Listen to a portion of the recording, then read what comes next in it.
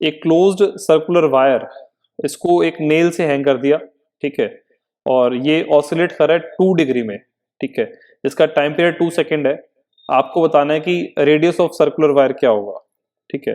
तो देखो यहाँ से इसको हैंग किया हुआ है, ठीक है, और ये पूरा एक स्ट्रक्चर है, और इसको एक फिजिकल पेंडुलम मान करके हम टाइम पीरियड को रिलेट कर सकते हैं, ठीक है, और इसका टाइम पीरियड का रिजल्ट ये बनेगा, मोमेंट ऑफ इनर्शिया ऐसा आ जाएगा, ठीक है, और इसको रिलेट करके इसका रेडियस इस तरीके से इवेलुएट हो जाएगा, ठीक है।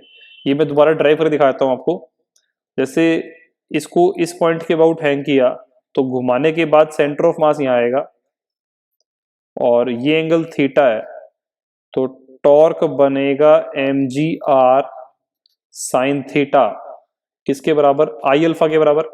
और बेटा इसके अबाउट मोमेंट ऑफ इनर्शिया बनेगा 2mr² इंटू अल्फा, m से m कैंसिल, r से r कैंसिल, तो अल्फा क्या बनेगा, g/2r, साइन थीटा को थीटा लिख दिया, तो this term is basically omega square, ठीक है।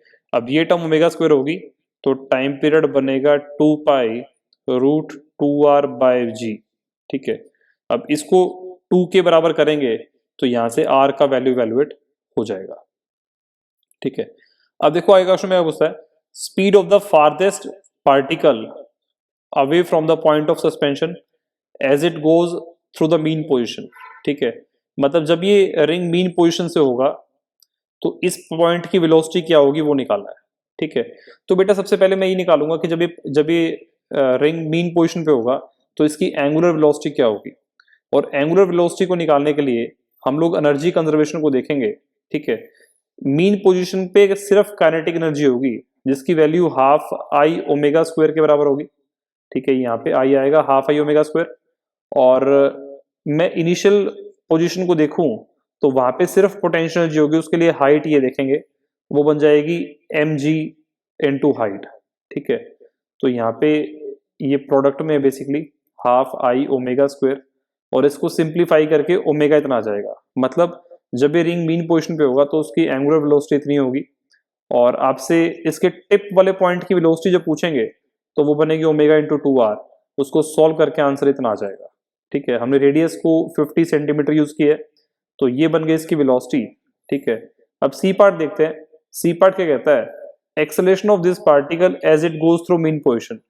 तो जब बच्चों पार्टिकल मीन पोजीशन पे होगा तो वहां पे अल्फा तो जीरो होगा, अल्फा के जीरो होने से टेंजेंशियल एक्सेलरेशन भी जीरो होगा, जो भी एक्सेलरेशन होगी वो सेंट्रीपिटल होगी, ठीक है। और सेंट्रीपिटल एक्सेलरेशन की वैल्यू ओमेगा स्क्वायर रेडियस के बराबर होगी, और उसको सॉल्व करके आंसर इस तरीके से इवैल्यूएट हो जाएगा, ठीक है। अब आगे देखते हैं बेटा, एक्सेलरेशन ऑफ दिस पार्टिकल पूछा when it is eight extreme position, ठीक है। तो बच्चों एक्सट्रीम पोजीशन की अगर बात करें तो वहां पे एसएचएम के कारण एक्सेलरेशन आएगी, ठीक है, वो हमें देखनी है। अब इसका टाइम पीरियड अगर इतना है बेटा तो एंगुलर फ्रीक्वेंसी इस तरीके से इवैल्यूएट हो जाएगी, ठीक है, 2π/t से, तो वो बेसिकली पाई के बराबर ही आ जाएगी, ठीक है। एंगुलर एक्सेलरेशन बेटा एक्सट्रीम पोजीशन पे ओमेगा स्क्वायर थीटा होगा, ओमेगा की वैल्यू पाई है वो पुट कर दी, और थीटा बेसिकली बेटा देखो यहाँ पे एम्पलीट्यूड 2 डिग्री गिवन है, उसको रेडियंस में पुट करेंगे तो इतना आ जाएगा। तो this is basically alpha at the extreme position, alpha इतना आ रहा है। अब हमसे टेंजेंशियल एक्सेलरेशन पूछा है, और tangential acceleration basically r alpha के बराबर होगा, ठीक है। अब अल्फा की वैल्यू ऐसी पुट कर दी, और उसका डिस्टेंस जैसे ये पॉइंट है ना, ये यहां से 2r डिस्टेंस पे होगा, तो अल्फा इंटू 2r करेंगे तो ये बन जाएगा एक्सेलरेशन टेंजेंशियल के बराबर, ठीक है।